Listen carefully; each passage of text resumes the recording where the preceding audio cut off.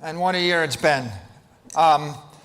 This is a very pivotal year, I think, in the formation of the digital assets industry. They say the two most important days of your life are the day you're born and then the day you figure out why. And I think the extraordinary thing that's happened over the past 12 months is I think a lot of us figured out why. Why are we in this industry? And I'm delighted to be with you today because I want to share my why. And my why is going to cover three pretty profound topics.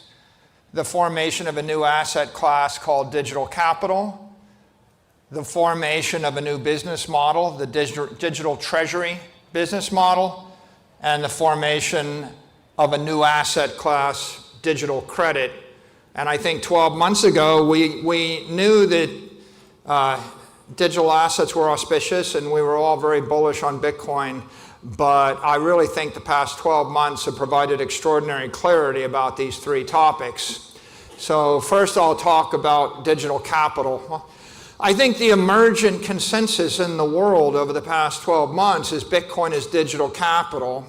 There were some pretty pivotal events. The Red Sweep was a pivotal event. The appointment of 12 pro-Bitcoin cabinet members was a pivotal event. When the president said we're going to be the superpower, the Bitcoin superpower, that was a critical event. When David Sachs said Bitcoin is digital gold, a digital commodity, the global commodity, it's March of 2025, when he went on television to assert that Bitcoin was special and recognized for its commodity status, that was a pivotal event. And we bandy about, this phrase, digital gold, and people talk about, is it just a store of value? Can it be successful if it's only a store of value? Well, there's a theme to that, which is the bug is the feature. And I think that the humbling epiphany of the past 12 months is every criticism and every bug in these asset classes, in this industry, in the treasury business model, has turned out to be the feature. And here, store of value means capital. Gold is store of value. And if you are store of value, and if you are digital gold, and you emerge as digital capital, then that is a profound paradigm shift for the entire economic world. So why is Bitcoin digital capital? Well, the politicians say it's digital capital. The banks have embraced it as digital capital. Now we actually have we have JP Morgan expressing support for the asset class. We have the head of Charles Schwab that's announced that they're going to custody Bitcoin. They're going to let you trade it. They're going to extend credit against it. They're going to let you deposit it and withdraw it in the first half of 2026. That's extraordinary. So what you see now is 12 months ago, I couldn't get a loan against any kind of Bitcoin posted as collateral from any major bank in the United States. Right now, Bitcoin is creditworthy collateral at Merrill Lynch, at JP Morgan, at Charles Schwab, at Texas Capital Bank, at BNY Mellon, at Wells Fargo, and at PNC. And so there's probably a few that I've skipped. I think Citi has just announced that they're going to start to custody and bank Bitcoin the first half of next year. So we have basically progressed through the unthinkable. We've gone from a toxic asset class that the administration was against and the banking industry did not acknowledge to an emerging asset class that's getting the grudging respect of half of the major banks in the United States, and it's spreading like wildfire. And these are the most conservative, risk-averse organizations in the world, and if they go and do a 180 in just 12 months, that's pretty extraordinary. And if half of them embrace this asset within 36 months, I think that's light speed. So you've seen the banks embracing Bitcoin. Now you're seeing Wall Street. Of course, we all know the story of the success of IBIT, the most successful ETF in the history of Wall Street. I've tracked it pretty closely. What's interesting, of course, is it went from nothing to about $100 billion in less than 2 years. But also, if you look at the emergence of the derivatives market on top of IBIT, it went from nothing to $10 billion to $50 billion. And if you look at the liquidity, it went from nothing to trading $4 to $5 billion a day. It's really quite extraordinary. Public companies have embraced this asset. If it's going to be digital capital, someone's got to be able to capitalize on it. There was one company that capitalized on it in the summer of 2020, and then there was 2, and then there was 3, and we thought that was kind of cool, and then there were 20 and 30. There were maybe 30 at the beginning, the middle of 24, 60 toward the end of the year, and we've gone from 60 to more than 200 in the year 2025. 200 publicly listed companies, up from 60 in 12 months, is quite a bit of progress in a single year. So this is an extraordinary dynamic. And of course, the marketplace itself, right? What we see is 700 million crypto believers. The crypto industry tipped the election last year. It's becoming the most powerful, if not the most powerful, political movement in the country. And it's global phenomena. And if you're going to be global digital capital, then you probably want to rest on liquidity. So you're staring at $60 billion a day of liquidity. But on Friday, I think we had $100 billion trading. So it's an emergent, powerful asset. It's electrically powerful. It's computationally powerful. It's economically powerful. And it's politically powerful. And it's never been more powerful.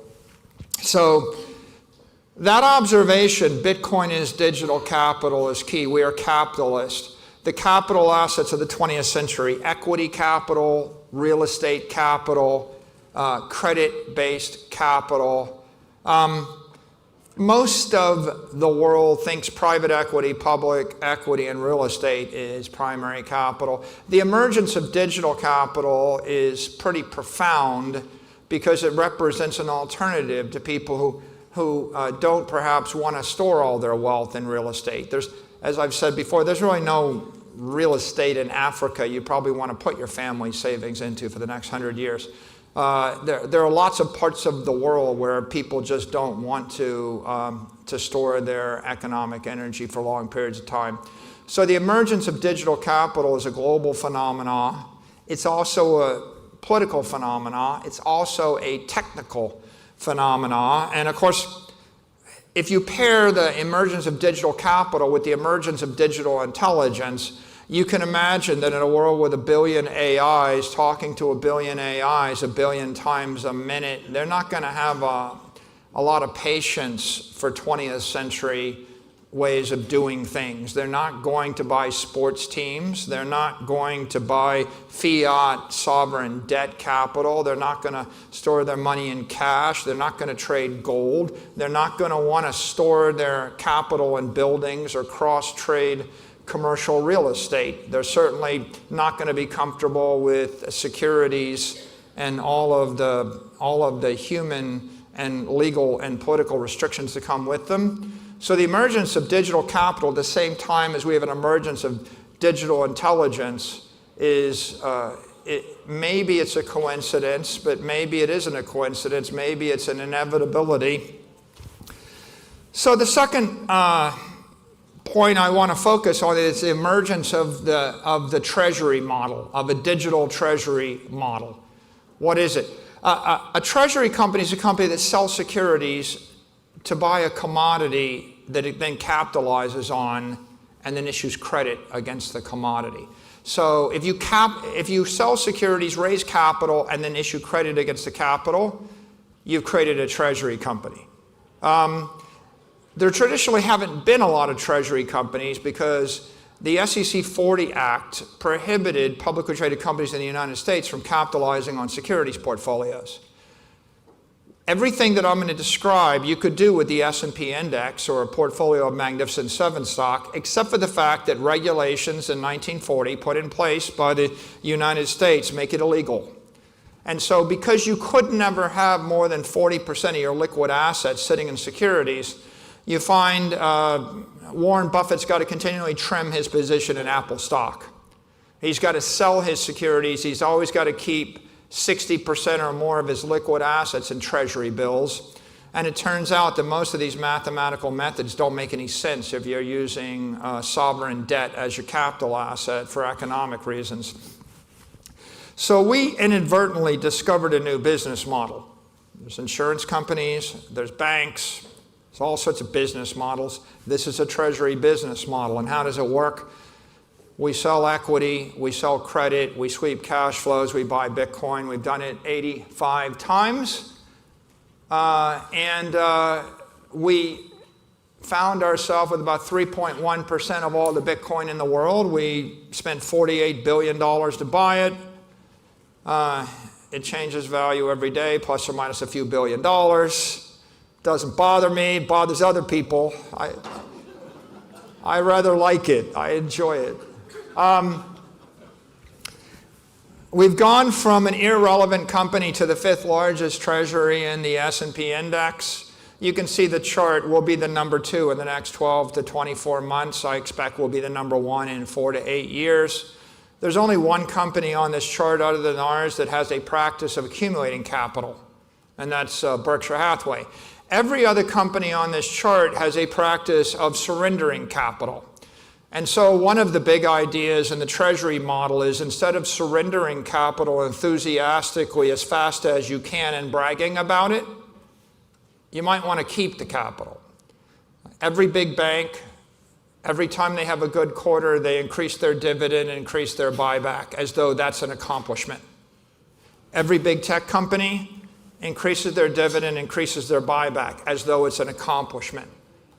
It's not an accomplishment to surrender your money, right? If you walked into your dining room on Thanksgiving and told your family that your idea to improve the family was you're going to give away all the family's money.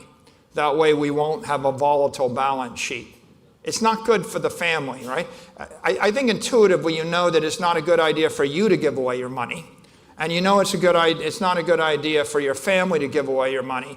But somehow, somewhere along the line, the conventional wisdom in corporate finance is that money is toxic, capital is bad, and the most shareholder-friendly thing you can do is decapitalize the company by throwing all the money out. Now, of course, the irony is the best-run companies in the world are in the business of getting rid of money.